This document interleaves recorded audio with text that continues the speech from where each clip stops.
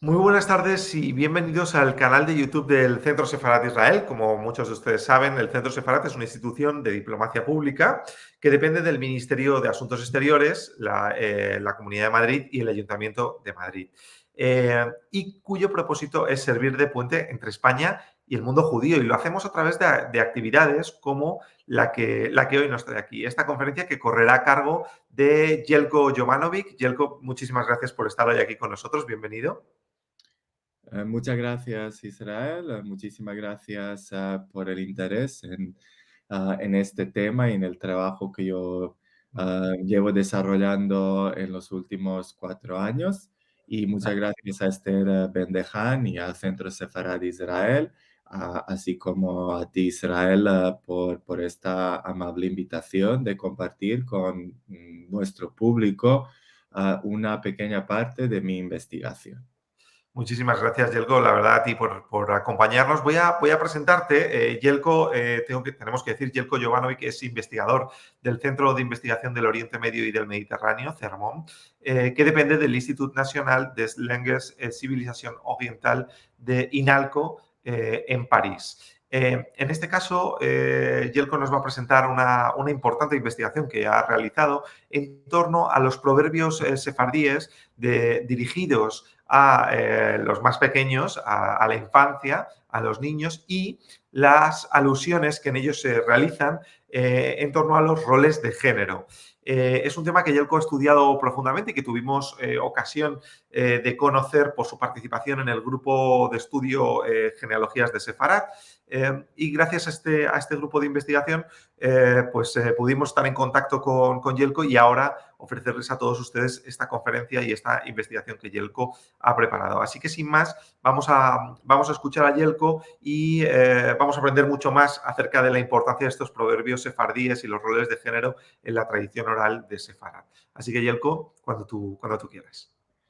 Muchas gracias, Israel. Has hecho una introducción estupenda al tema y es verdad que desde 2017 he comenzado a trabajar en un campo literario que me apasiona muchísimo, que es la literatura paremiológica.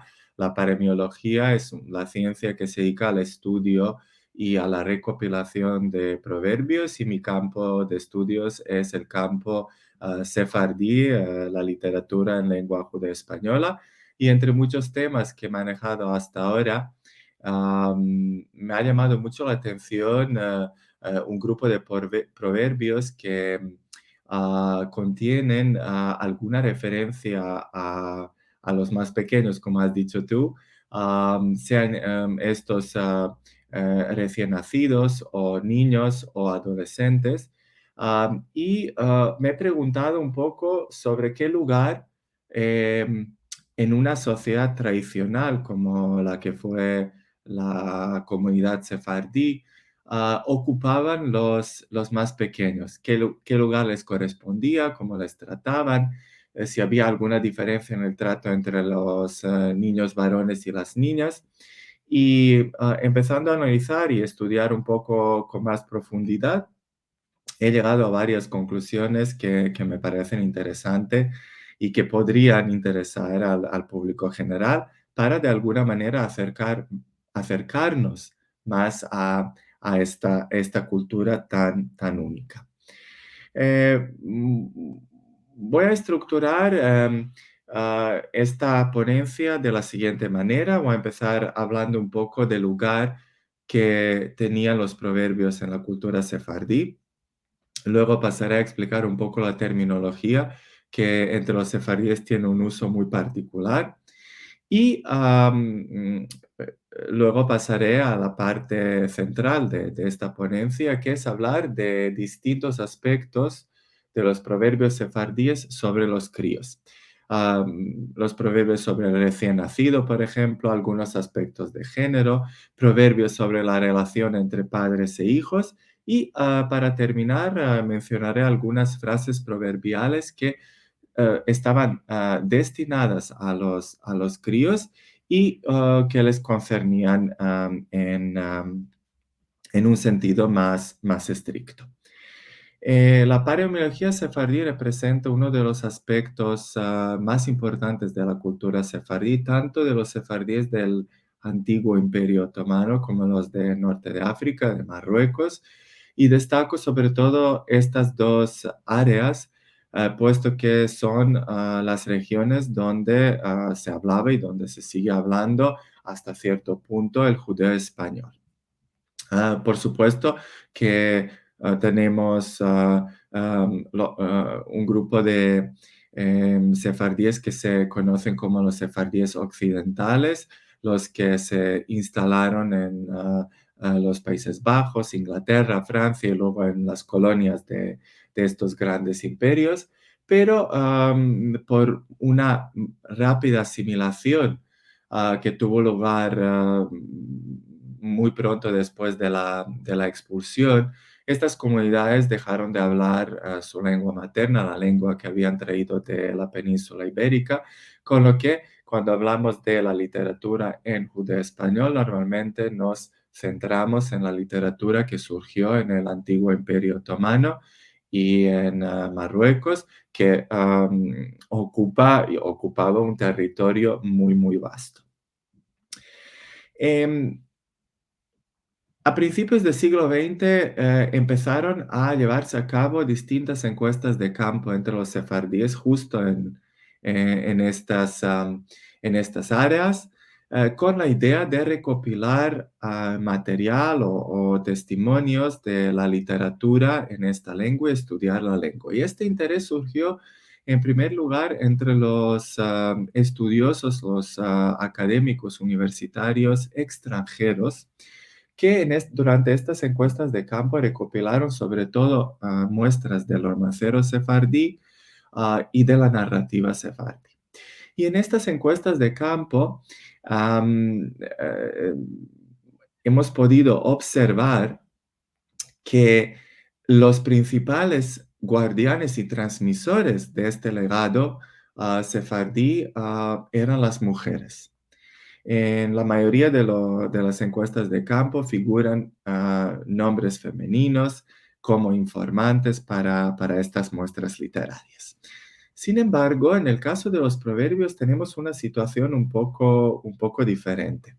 Y es que, curiosamente, son los propios sefardíes que en su mayoría decidieron anotar los proverbios que ellos mismos usaban en su entorno familiar y comunitario, y gracias a ello, la mayoría de las colecciones de proverbios publicadas o todavía inéditas fueron recopiladas justo por los propios sefardíes. Esta es la primera diferencia. La segunda es que en caso de los proverbios no se puede decir que han sido las mujeres las que en primer lugar habían transmitido y guardado este legado, porque las colecciones recopiladas que tenemos a nuestra disposición muestran que fueron tanto los hombres como las mujeres que transmitían y usaban este legado. Entonces hay una diferencia importante en este sentido y esto, claro, tiene una explicación muy lógica. Los proverbios tenían un lugar muy importante en la vida diaria de los sefardíes, porque formaba parte de su discurso diario, de sus charlas diarias, y es un legado que fue compartido y usado tanto por hombres como por mujeres. Esto lo explicó muy bien Benjamin Bino Samukovli, un sefardí de Bosnia, quien en los años 50 del siglo XX, es decir, después de la Shoah, recopiló una importante colección de proverbios todavía inédita que yo estoy preparando para la publicación. Y esta colección de proverbios fue precedida por una carta escrita por el recopilador y autor de la colección, Benjamin Bino Samukovli, en la que él nos revela una serie de datos importantes sobre su manera de trabajar, sobre su idea de traducir estos proverbios de judeo-español al serbo-croata, la lengua mayoritaria de lo que se conocía como la ex-Yugoslavia, con el objetivo de acercar esta cultura al entorno más amplio en el país. Y entre otras cosas nos explica la importancia que concedían los sefardíes al uso de los proverbios. Y dice lo siguiente. Estas cosas, se refiere a los proverbios, ya cayeron en el olvido, porque los ancianos ya no están con nosotros. Y este es el motivo por el que decidí a buscarlos hasta recopilar al menos los que yo mismo recordaba y los que sabía que pertenecían al pasado. Así que conservemos en la medida de lo posible aquellos que fueron utilizados diariamente por nuestros sefardíes, porque era imposible imaginar una conversación o una quedada o cualquier comunicación cotidiana entre las personas, ya sea en el charshi, el mercado, o en casa, sin estos proverbios. Pues este párrafo que yo he traducido del serbo-croata, porque la carta fue escrita en serbo-croata, aunque porque fue dirigida al Museo Histórico Judío de Belgrado, en el que trabajaban tanto los ashkenazíes como los sefardíes, y para que compartían la lengua, cuya lengua común era el serbo-croata. Entonces el autor decidió escribir justamente esta carta en serbo-croata. Nos revela varias cosas de importancia. Primero, menciona la falta de los ancianos, lo que quiere decir que ya en esta época, en la antigua Yugoslavia, eran solamente las personas, como dicen los sefardíes, muy aedadas, en una edad avanzada, las que conocían algo de este legado sefardí, mientras que las generaciones más jóvenes ya habían abandonado en buena medida tanto la lengua como todo lo que conlleva con esto. Y otra cosa, vemos que para recopilar este material, Benjamin Bino Samokovlya utilizó su propia memoria, es decir, los proverbios que utilizaba él mismo en su entorno familiar y que recordaba que sus miembros de la familia utilizaban en su discurso diario. Y claro, la insistencia en este uso práctico y diario de los sefardíes en una conversación normal y corriente en la vida y en la filosofía vital de los sefardíes. Ahora, la terminología que normalmente utilizan los sefardíes para definir y denominar estas formas literarias es el proverbio o el refrán o reflán.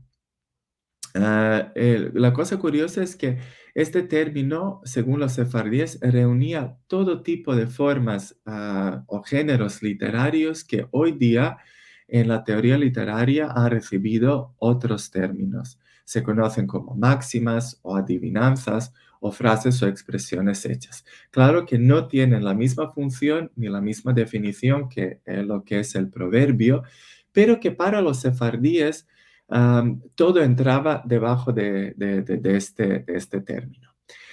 Un ejemplo de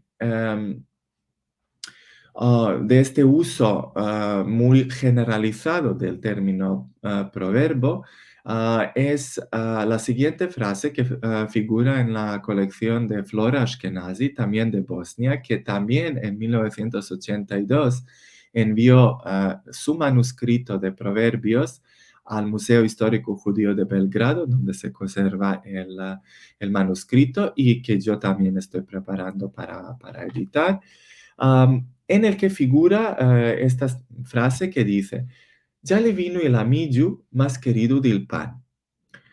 Entonces, claro, es muy complicado primero entender en qué contexto se utilizaba esta frase y por qué esta frase se considera un proverbio.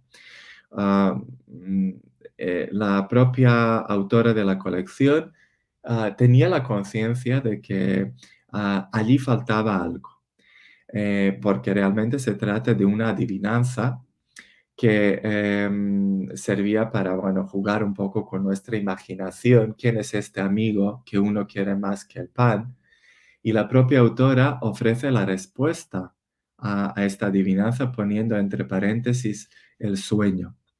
El sueño alimenta como lo hace el pan. y a veces es mucho más apreciado que el propio pan. Sabemos, gracias a otras versiones de esta adivinanza, que normalmente fue pronunciada por las mujeres, porque en otra variante recopilada en Salónica se dice, ya vino mi amigo que lo quiero más de mi marido. Entonces se trata de una mujer que intenta decir que tiene otro amigo, lo que he explicado ya, que es un pequeño juego un poco con nuestra imaginación, am, que tenemos que adivinar quién es este amigo que esta mujer quiere más que su marido. Y al final es el sueño. Entonces vemos que para los sefardíes esto también era un proverbio, aunque claramente no lo es una adivinanza y hasta cierto punto es importante distinguir entre todos estos términos simplemente porque una adivinanza no tenía la misma función que un proverbio ni se podía interpretar en el mismo contexto. Cada uno se utilizaba en un contexto distinto, con otra función, pero los sefardíes solían reunir bajo este término proverbio todo tipo de formas literarias de género literario de literatura oral que hoy día, como he dicho, nosotros distinguimos claramente. Otra cosa con respecto a la terminología es la palabra que se utiliza para denominar una colección de proverbios y es refranim o refranim. Ahora, el testimonio más temprano del uso de esta palabra aparece en la obra de David Atías, La Huerta de Oro, de finales del siglo XVIII. David Atías nació en Sarajevo, pero vivió buena parte de su vida en Livorno, en Italia.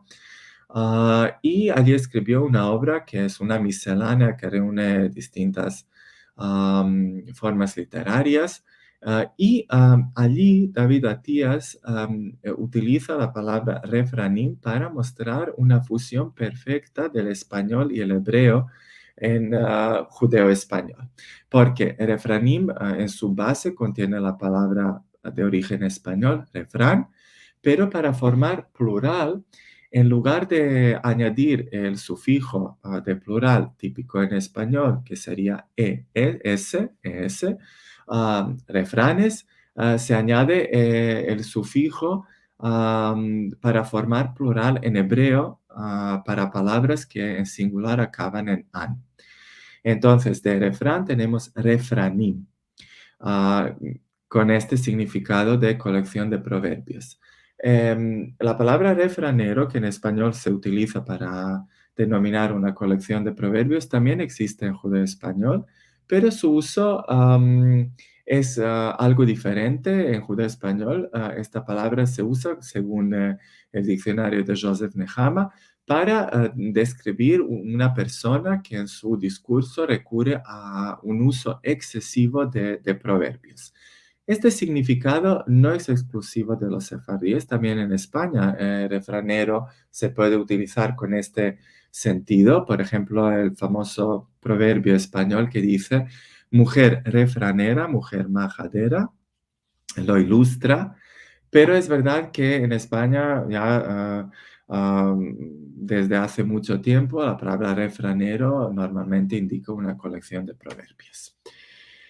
Em, el refranero sefardí reúne todo tipo de temas que interesaban y preocupaban a la sociedad sefardí. Entre ellos figuran los proverbios que incluían como protagonistas a los más pequeños, a los niños, o que estaban destinados a ellos. Y entonces lo que a mí me interesaba es sobre todo ver qué lugar ocupaban los críos en la sociedad sefardí tradicional, cómo están descritos, qué características se les atribuye, si hay alguna diferencia en el trato entre los hijos varones y las hijas, etc.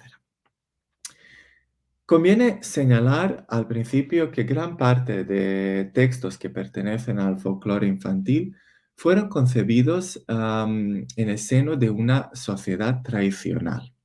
Y eso es muy importante. Me refiero en el caso de los sefardíes a los tiempos anteriores a la modernización o occidentalización de las comunidades sefardíes que comenzaron a mediados del siglo XIX y en am, unos sitios y fuera de las grandes ciudades, incluso unas décadas más tarde. Y para comprender bien el significado que tenían y qué lugar tenían los niños, es importante saber que la situación del niño no era la misma en estos tiempos que la que tenemos hoy día. En este análisis de gran importancia son dos estudios, dos artículos que han escrito dos sefardíes, uno de Salónica, otro de Sarajevo. El primero, Mijael Moljo, escribió un libro canónico, Usos y Costumbres de los Sefardíes de Salónica, en el que incluye dos capítulos enteros dedicados a la figura del niño. Y otro es Jacob Maestro, que fue editor de Yevreski Glas, La Voz Judía de Sarajevo, un periódico importante judío, no solamente sefardí, judío, pero dirigido en su mayoría por los sefardíes, por lo que muchas veces contenía artículos en judeo español, aparte de serbo-croata. Y él escribió en serbo-croata un artículo que se titula El niño en el folclore de los sefardíes de Bosnia. Allí encontramos unos datos muy valiosos para comprender cuál era la situación del niño en la sociedad sefardí tradicional. Voy a empezar primero con los proverbios sobre el embarazo, parto y el recién nacido.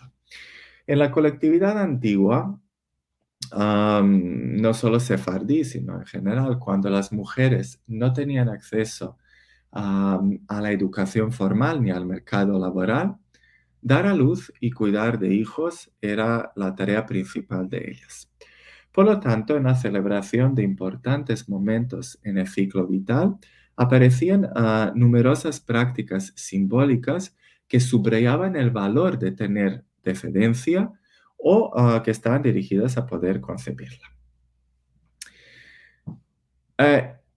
Jacob Maestro indica desde el mismo principio la profunda conciencia que tenían los miembros de la comunidad sefardí sobre el primer periodo en la vida del niño. Y este primer periodo comprendía el momento desde la concepción hasta los 18 meses del niño, que es periodo cuando hay que prestarle más atención al niño, cuando hay que estar más atento del niño y cuando se requieren especiales precauciones y cuidados para proteger al bebé y a la parturienta de los malos espíritus, que en judeo español se llamaban los de embacho, o del mal de ojo, Ainara. Muchas de estas prácticas que se hacían con esta intención, por ejemplo, canciones, proverbios o dichos, fórmulas rituales o mágicas, se basaban en el lenguaje verbal y corporal. Otras se apoyaban en la creencia en el poder protector de algunos elementos como ajo, romero, ruda, diente de perro, moneda de oro, los libros de Salmo que se ponían debajo de la almohada, etcétera, etcétera. Y desde el mismo inicio indican tanto Mijael Moljo como Jacob Maestro, hay una conciencia profunda de conceder y de asignar ciertos roles de género a los bebés a través de distintos rituales que curiosamente no correspondían a los determinantes biológicos, sino más bien a los estereotipos sociales. Me refiero a varios rituales que voy a nombrar solo para daros una idea a qué me refiero aquí. Por ejemplo, cuando nacía un bebé, Los primeros 30 días no se sacaba de la casa. Era importante mantenerlo dentro de la casa, protegerlo, pero después de los 30 días el bebé se llevaba fuera de la casa, se llevaba a otra casa, a otro lugar, y la entrada en este otro lugar superaba con éxito, representaba la superación con éxito de esta frontera simbólica, gracias a la cual el bebé se incorporaba ahora en la sociedad sefardí y se convertía en un miembro más de la misma. Para celebrarlo, al bebé, al varón, se le regalaba un libro, que es símbolo de la tradición, de la educación tradicional judía. Pero a la niña se regalaba un hilo, con la idea de que fuera diestra en las labores manuales. Algo parecido también ocurre cuando se le cortaban las uñas al bebé por primera vez. Si era un niño, entonces se ponía una moneda de oro en su mano con la idea de que tiene mucho éxito en su futuro negocio, como alguien que estará encargado de mantener la familia. Pero en caso de la niña, después de cortar las uñas, las manos se le metían en la harina, con la idea de que esto representa su futuro rol de madre y esposa y de la persona que estará encargada de preparar la comida y la celebración de muchas fiestas judías que tienen lugar justo en una comida familiar, siguiendo las reglas de Kashrut, las reglas alimenticias de la religión judía. Entonces vemos que distintos rituales mágicos intentaban desde la edad más temprana am, asignar a los bebés su rol de género, siguiendo las ideas de la sociedad tradicional. También había varios rituales que se hacían con la idea de asegurar el bienestar del bebé.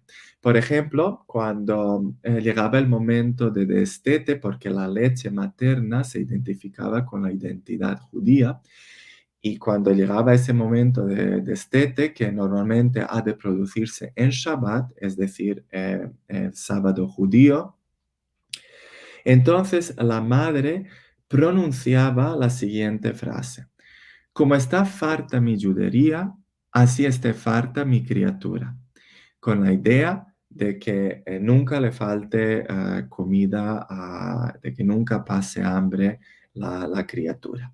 De la misma manera, cuando la madre ponía el bebé por primera vez en la cuna, pronunciaba la siguiente frase proverbial: con mis manos te echo, con tus pies te alivantes, diciendo que yo te acuesto con mis manos, pero tú te levantas de la cuna solo, con la idea de que el niño, el bebé, sea independiente y sepa valerse por sí mismo.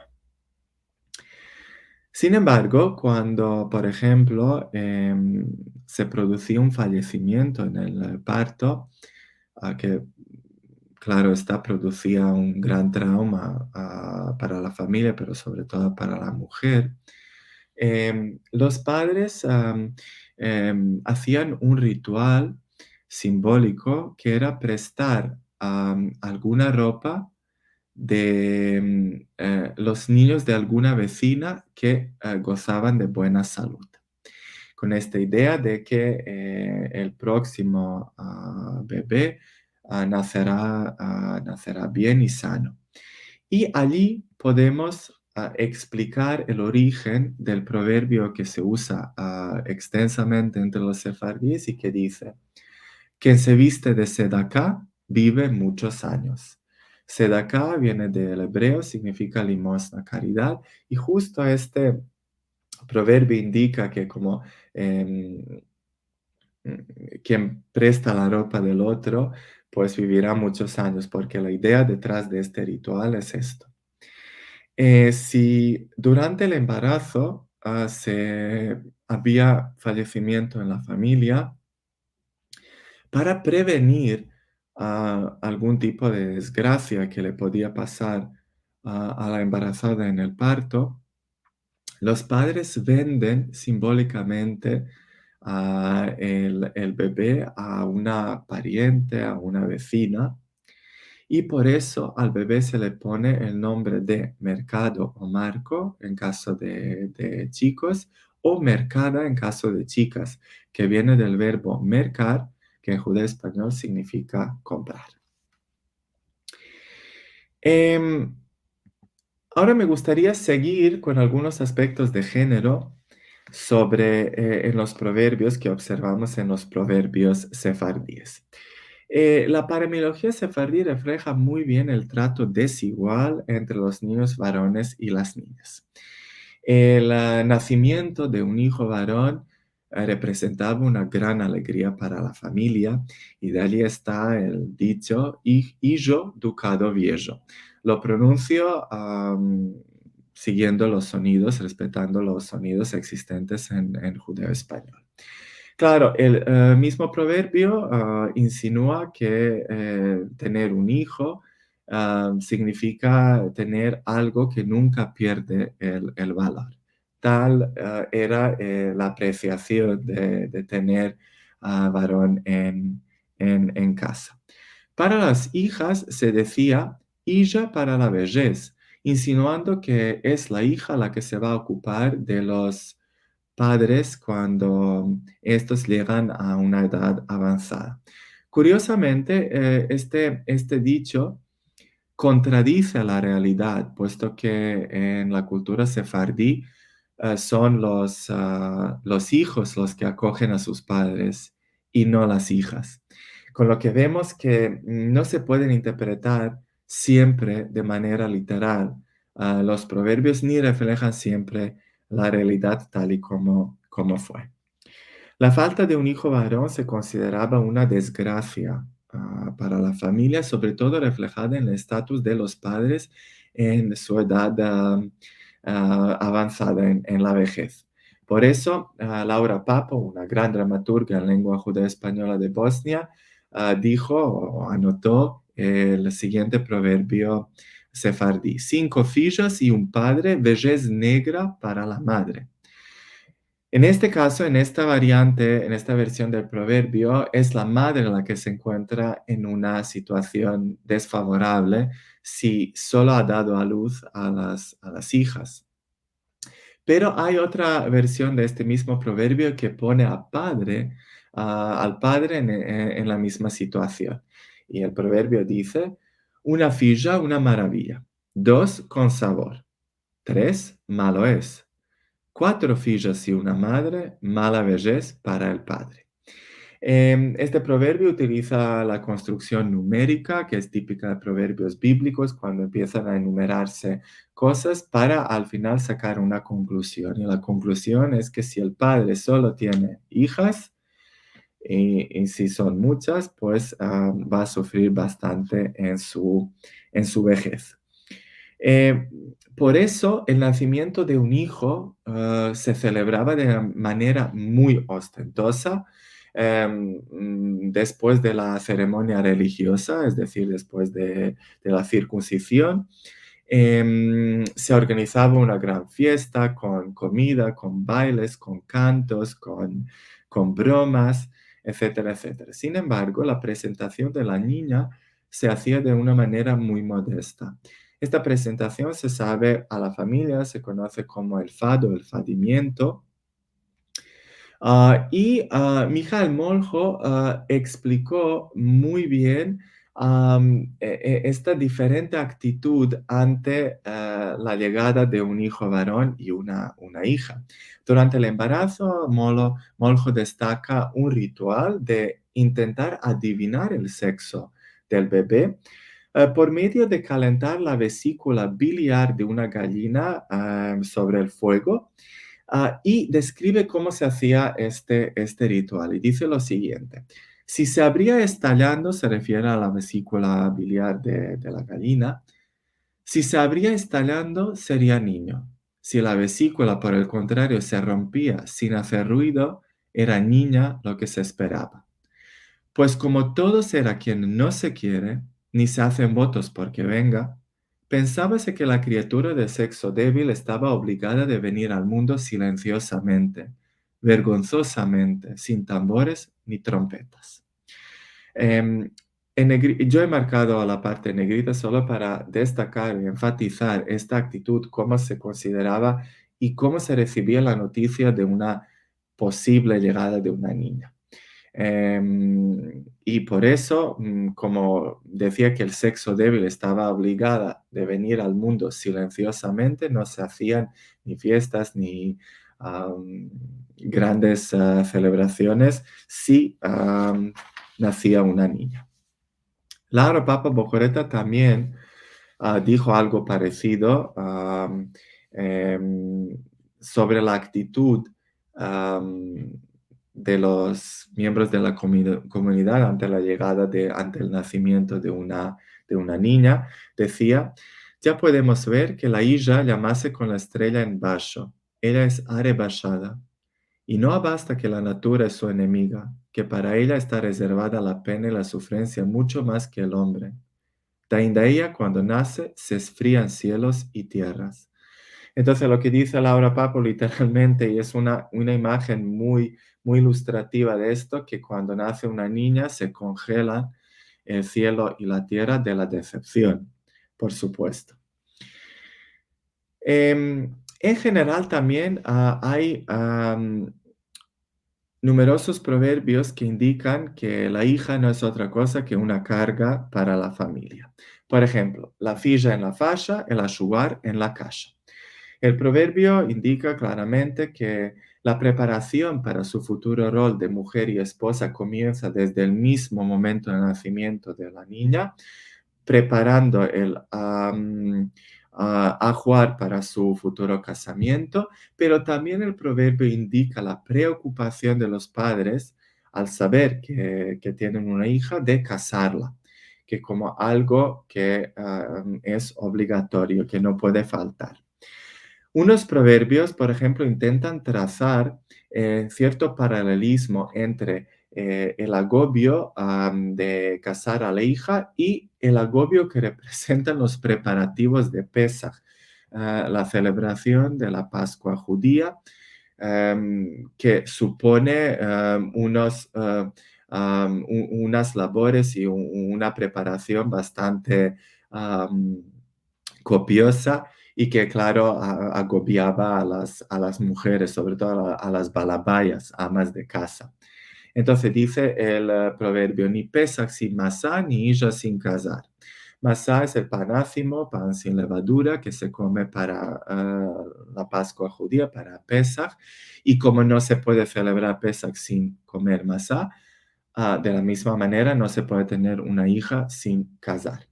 En una versión de este mismo proverbio se intenta suavizar un poco este aspecto de género utilizando la palabra más genérica, hijos, ni Pesach sin masá, ni hijos sin casar, indicando tanto los hijos como las hijas. Pero en mayoría de las versiones predomina la presencia de la palabra hija. Hay otros que también dicen que la preocupación por casar a la hija y por preparar el Pesaj nunca acaban. Por ejemplo, la hija del Pesaj nunca se atema, nunca llega a su final. La hija del Pesaj no se escapa en fin noche de Pesaj. Escapar significa terminar en judeo español. Y hay otras variantes del mismo verbo. Lo curioso es que en algunos de estos proverbios, como por ejemplo la hija del Pesaj hasta la hora orada, o el Pesaj y la filla, fista la hora orada, vemos el uso de la elipsis, es decir, la ausencia del verbo en la frase, que es muy típico en los proverbios que expresan juicios permanentes e intemporales. Y esta economía del verbo también contribuye a un cierto ritmo del proverbio, aunque la carencia del verbo no impide la comprensión del mismo y la percepción del mismo. El significado está claro que am, la preocupación por la hija, por el casamiento de la hija y por preparar Pesaj no acaban hasta el último momento. Em, si ponemos de lado estos proverbios que de alguna manera nos muestran el trato desigual entre niños varones y niñas, también hay un grupo de proverbios que hablan sobre la relación entre padres e hijos. Por un lado, algunos proverbios intentan destacar el lado negativo, el aspecto negativo de esta relación, y por el otro hay otros que justo hacen lo contrario. Pues voy a empezar primero con los más negativos. Dice uno, una madre para 100 hijos y no 100 hijos para una madre. Es decir, que una madre hace más por 100 hijos que los 100 hijos hacen por una madre. Los siguientes dos muestran el amor incondicional de una madre que está dispuesta incluso a tapar los malos hechos de sus hijos o la mala personalidad, el mal carácter de sus hijos. Una madre y un vental tapan mucho mal. Aquella madre parió culebros, demandó por ellos. Aunque el último es muy curioso porque aunque los hijos son malos como personas, la madre pregunta por ellos, se interesa por ellos porque son sus hijos. En cambio, hay, como he dicho, proverbios que ilustran una relación, el aspecto positivo de esta relación, como que hijos y hijas tiene y con el rey aparenta. Hijos y vasos no son nunca muchos. Es decir, que uno puede tener muchísimos hijos y muchísimos vasos y nunca basta. Siempre podría tener más porque son gran alegría. Que no tiene hija, no tiene amiga. Estos son los proverbios que normalmente se utilizan en el contexto de madres. Si una madre no tiene una hija, pues no tiene una amiga. Pero también se dice, que no tiene hijas, tiene una dolor. Quien las tiene, ciento, indicando que tener una hija representa, causa o genera una serie de problemas serios. Dolor en judeo-español es de género femenino, como por ejemplo color. Los dos sustantivos que en español son de género masculino, en judeo-español son de género femenino. Aunque el amor, también algunos proverbios intentan enseñar, está claro que estos proverbios citados en esta diapositiva tienen un claro fin didáctico porque intentan enseñar a los hijos que deben tener cuidado cómo se portan con sus padres, porque lo que hacen ellos a sus padres, sus propios hijos les hará a ellos. Por ejemplo, filho sos, madre serás, lo que fizites y te farán. Filho sos, padre serás, lo que fizites y te harán. De tus hijos esperes lo que con tus padres hicieres. Así que deberían tener cuidado cómo se portan, qué hacen, porque van a vivir la misma cosa de sus propios hijos. El amor por los hijos es enorme, pero el amor por los nietos es doblemente grande. Y esto nos revela el siguiente proverbio, filhos de mis filhos, 2 veces mis filhos. La institución de los abuelos, los nonos, como los llaman en judeo español, es bien conocida yo creo que en distintas culturas. Me ha llamado mucho la atención los siguientes 2 proverbios que hablan de los hijos de judíos. Me han llamado sobre todo porque hablan de una manera muy negativa y curiosamente no he conseguido encontrar otros proverbios en judeo español que ponen cierto equilibrio a esta descripción, que por el contrario ofrecerían una imagen más positiva de los hijos de judíos.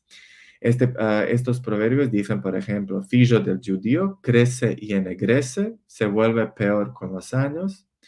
Filho de judío, goloso y vergonzoso.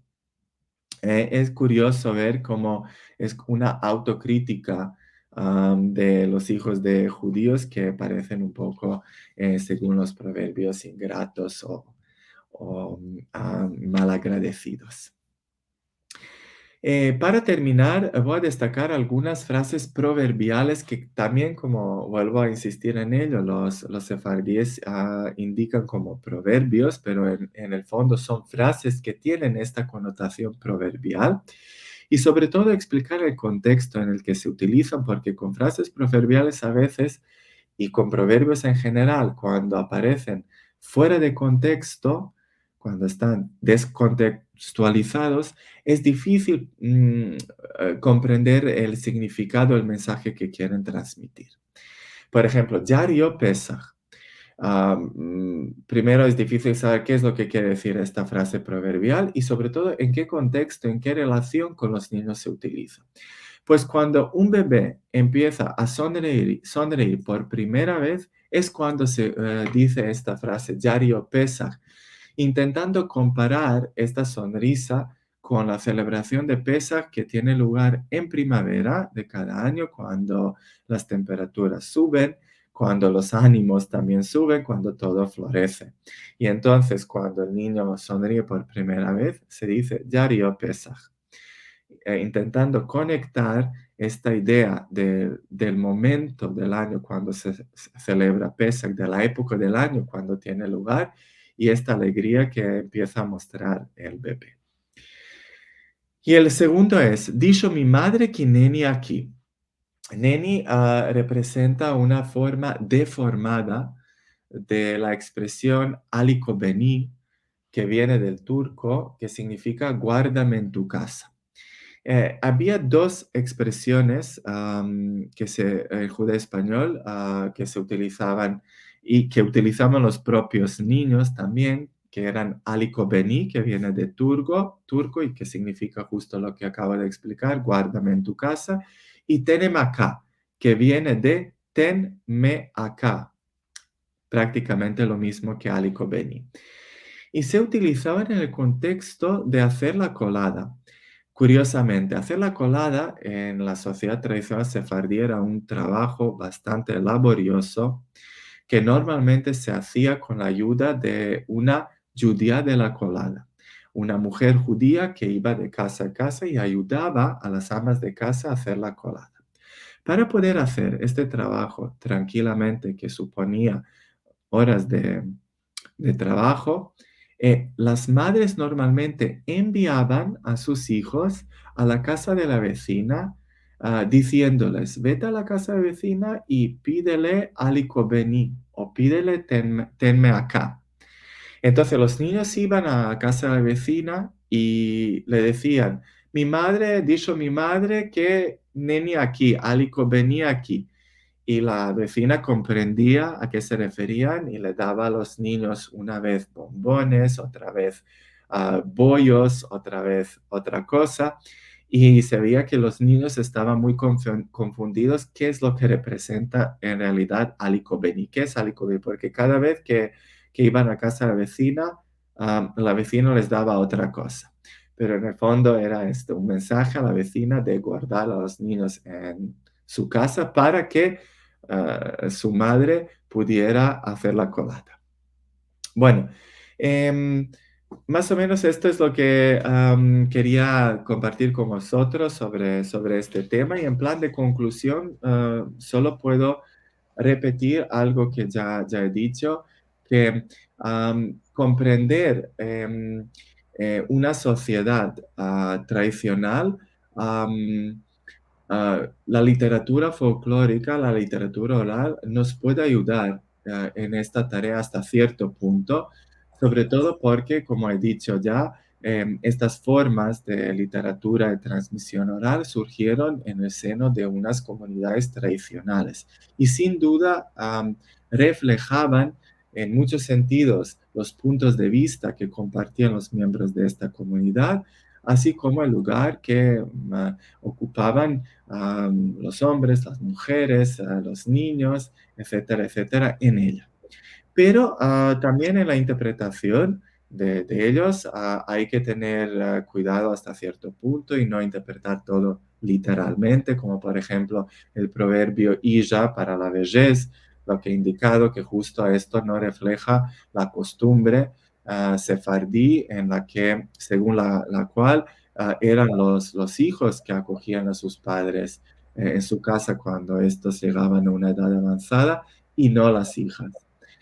Pero sin duda también podemos usar estas formas literarias para llegar a ciertas conclusiones, cómo funcionaban estas sociedades tradicionales y qué valores imponían como algo muy apreciado y aceptado por los demás miembros. Os agradezco mucho vuestra atención y vuelvo a repetir mis agradecimientos al Centro Sefarad de Israel por esta invitación y sobre todo a Esther Bendejan y a Israel Doncel Martín por haberme animado a compartir esta parte de mi investigación con vosotros. Y Pues, como se dice en español, al vernos, ya sí, está. yo decía ayer que los agradecidos somos nosotros por esta magnífica conferencia tan interesante, por esta suerte de viaje antropológico a las comunidades sefardíes a través de sus proverbios, ¿no? Porque es lo que nos has intentado, lo que nos has trasladado tan bien, ¿no? Que es cómo podíamos conocer un poco más, siempre también tomando con ciertas precauciones y con ciertas mesuras lo que se dice en estos proverbios sefardíes. En cualquier caso, es una tradición oral que merece la pena conocer y que tú nos has ayudado a conocer con gran profundidad. Así que muchísimas gracias, Jelko Jovanovic, por acompañarnos en el canal de YouTube de Centro Sefarad Israelí, por compartir tus conocimientos y tu investigación. Un placer. Muchísimas gracias a vosotros.